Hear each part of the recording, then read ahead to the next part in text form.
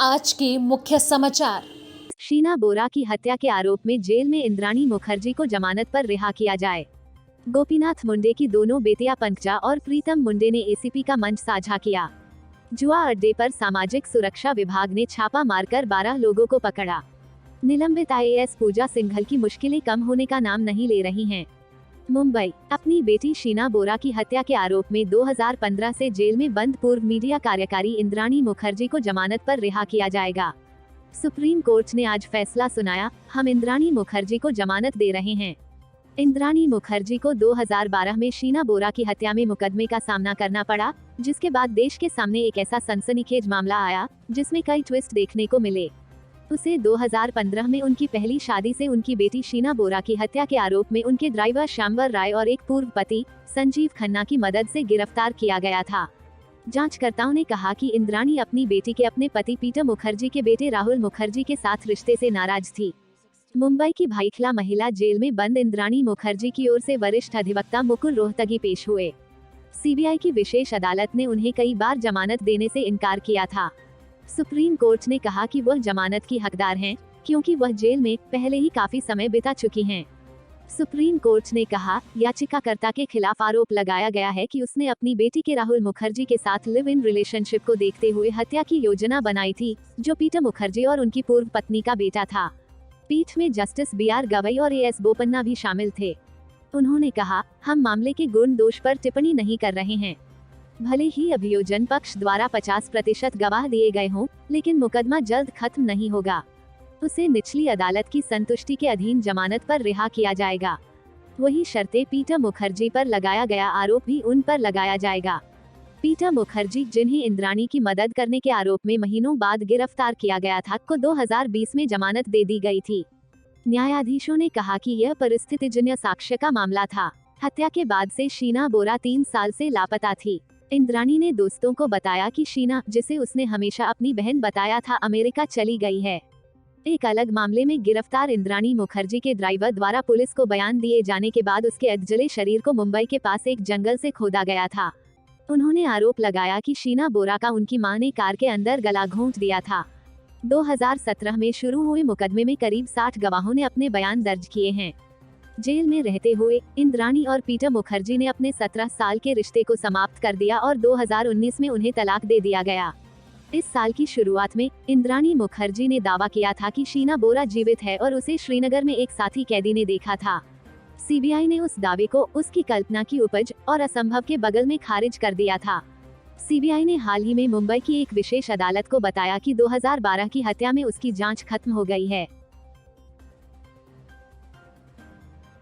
मुंबई, भाजपा के दिग्गज नेता रहे गोपीनाथ मुंडे का परिवार पार्टी में खुश नजर नहीं आ रहा है। ये कयास महाराष्ट्र की राजनीति में एक घटनाक्रम से लग रहा है। गोपीनाथ मुंडे की दोनों बेटियां पंकजा और प्रीतम मुंडे गुरुवार को नेत्र चिकित्सालय के एक कार्यक्रम में एनसीपी के मुखिया शरद पवार के साथ मंच साझा करेंगी। इस कार्यक्रम में दोनों बहनों के अलावा कोई अन्य भाजपा नेता नहीं पहुंच रहा है। ऐसे में उनकी मौजूदगी की खबरों ने कयास तेज कर दिए हैं। शरद पवार के अलावा महाराष्ट्र विकास अघाड़ी सरकार के कई मंत्री इस इवेंट में रहेंगे। बता दें कि काफी वक्त से पंकजा और प्रीतम मुंडे भाजपा में खुद को उपेक्षित महसूस कर रही हैं। पंजाब मुंडे को भाजपा ने राष्ट्रीय सचिव की जिम्मेदारी दी है, जबकि उनकी बहन प्रीतम मुंडे सांसद हैं। गुरुवार को शरद पवार प्रभादेवी में एक ऑडिटोरियम में रघुनाथ नेत्रालय का उद्घाटन करने वाले हैं। इसकी स्थापना मशहूर नेत्र चिकित्सक डॉक्टर टीपी लहाने ने की है। इसी इवेंट में पंकजा और प्रीतम मुंडे को भी आमंत्रित किया गया है। इस कार्यक्रम में आदित्य ठाकरे, धनंजय मुंडे भी शामिल होने वाले हैं। बता दें कि धनंजय भी मुंडे फैमिली से ही ताल्लुक रखते हैं। वह पंकजा और प्रीतम मुंडे के चचेरे भाई है। कांग्रेस नेता और राजस्व मंत्री बालासाहेब थोराट भी इसमें हिस्सा लेंगे। इसके अलावा महाराष्ट्र सरकार के मंत्री अमित देशमुख भी रहेंगे। भाजपा के एक नेता ने नाम उजागर न करने की शर्त पर कहा, डॉक्टर लहाने बंजारी समुदाय से आते हैं, जो पश्चिमी महाराष्ट्र और मराठवाड़ा में एक प्रभावशाली समुदाय है। मुंडे भी इसी समुदाय से हैं और उनके बीच यह कॉमन लिंक है। इसके अलावा लहाने लातूर जिले से आते हैं, जो बीड़ के पड़ोस में ही हैं, जहां से पंकजा मुंडे और प्रीतम मुंडे ताल्लुक रखती हैं। इसके अलावा लहाने के दोनों बहनों के पिता गोपीनाथ मुंडे से भी अच्छे संबंध थे। मुंडे बहनों के लिए इस कार्यक्रम में रहना राजनीतिक लिहाज से अहम है। महाराष्ट्र में दूसरे दलों के नेताओं के साथ मंच साझा करना महाराष्ट्र की राजनीति में कोई नई बात नहीं रही है। इससे पहले एनसीपी के नेता छगन भुजबल 2016 में जब अस्पताल में एडमिट थे, तब भी मुंडे बहनें उन्हें देखने पहुंची थी। आपको बता दें कि बीते कुछ वक्त से पंकजा और प्रीतम मुंडे भाजपा में उपेक्षित महसूस कर रही हैं। कहा जाता है कि महाराष्ट्र भाजपा के नेतृत्व से उनके मतभेद हैं।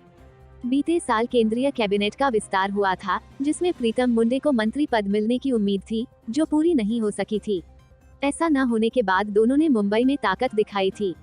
कहा गया था कि प्रीतम मुंडे के स्थान पर राज्यसभा सांसद भागवत कराड को मंत्री पद दिया गया था। कराड भी मुंडे बहनों के पिता गोपीनाथ मुंडे के करीबी नेता रहे हैं। पुणे कोंढवा के एक बड़े जुआ अड्डे पर सामाजिक सुरक्षा विभाग ने छापा मारकर 12 लोगों को पकड़ा है। इनमें 4 राइटर भी शामिल है। इस दौरान 40,000 रुपए जब्त किए गए हैं। इस मामले में राइटर वैभव बाबूराव सावले, रत्न प्रताप माने, देवेंद्र नागनाथ मांगरोले, पीराजी धोंडीराम हुके के साथ जुआ खेलने वाले संभाजी दत्ताराम गायकवाड़, नाना तुकाराम निकुंबे 62, सुभाष रामचंद्र धुमाल 65, लक्ष्मण यशवंत बेंद्रे 65, हनुमंत कलसप्पा भगले 60, पंकज श्रीनिकांत विश्वास 55, मोहन रुमाजी गावडे 46 को पकड़ा गया है। जुआ अड्डा मालिक वैभव ताकवले के फरार होने की जानकारी पुलिस ने दी है। शहर में अवैध धंधों पर रोक लगाने का आदेश पुलिस कमिश्नर अमिताभ गुप्ता के साथ सहायक पुलिस आयुक्त संदीप कर्णिक ने दी है, लेकिन इसके बावजूद चोरी छिपे अवैध धंधे जारी हैं। इस बीच सामाजिक सुरक्षा विभाग को कातरज कोंढवा रोड के एक बंगले के ग्राउंड फ्लोर पर जुआ शुरू होने की जानकारी मिली थी। इसके आधार पर सीनियर पुलिस इंस्पेक्टर राजेश पुराणिक, सब इंस्पेक्टर सुप्रिया पंढरकर के साथ उनकी टीम ने छापा मारकर कार्रवाई की। इस दौरान जुआ खेलने वालों के साथ राइटर पुलिस के हाथ आए, साथ ही 40,000 रुपए कैश जब्त किए गए।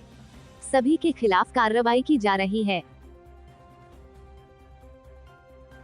रांची अवैध खनन और मनी लॉन्ड्रिंग के मामले में निलंबित आईएएस पूजा सिंघल की मुश्किलें कम होने का नाम नहीं ले रही हैं। पूजा सिंघल और उनके पति अभिषेक झा के सीए सुमन सिंह की रिमांड की अवधि 4 दिन बढ़ा दी गई है। ऐसे में दोनों से लगातार पूछताछ जारी है। ऐसे में इस मामले में ईडी का शिकंजा और कसता जा रहा है। सूत्रों की माने तो इस मामले में नित नए खुलासे हो रहे हैं। ईडी लगातार पूछताछ के लिए कई लोगों को तलब कर रही है। ईडी की राडार पर कई बिल्डर्स और अधिकारी हैं। बुधवार को ईडी ने पूछताछ के लिए बिल्डर विनय सरावगी को बुलाया। इससे पहले भी उन्हें ईडी की तरफ से पूछताछ के लिए बुलाया गया था। आज दूसरी बार वह फिर पूछताछ के लिए ईडी दफ्तर पहुंचे। वहीं पूजा सिंघल और सीए सुमन सिंह से लगातार ईडी की पूछताछ जारी है। पूछताछ के दौरान पूजा सिंघल और सीए सुमन कुमार कई लोगों के नाम ले रहे हैं, जिसके बाद उन्हें ईडी के पदाधिकारी पूछताछ के लिए बुला रहे हैं। ईडी द्वारा अवैध खनन की जांच में साहिबगंज के जिला खनन अधिकारियों कृष्ण चंद्र किस्कू, दुमका प्रदीप कुमार साह पाकुर और विभूति कुमार को पूछताछ के लिए तलब किया गया है। साहिबगंज के खनन अधिकारी को छोड़कर बाकी 2 जांच में शामिल हो गए हैं। पूजा सिंघल की तबीयत फिर से एक बार नासाज हो गई है। डॉक्टर दयानंद सरस्वती ने कहा कि जब मैंने पूजा सिंघल से पूछा कि अभी कैसा महसूस कर रही है, तब उन्होंने कहा कि बेचैनी और सिरदर्द हो रहा है। जब इनका बीपी नापा गया तो वो बढ़ा हुआ था। बहरहाल पूजा सिंघल और सुमन सिंह का रिमांड अवधि 2 दिन और बची है। इस बीच डीएमओ से भी लगातार पूछताछ किया जा रहा है।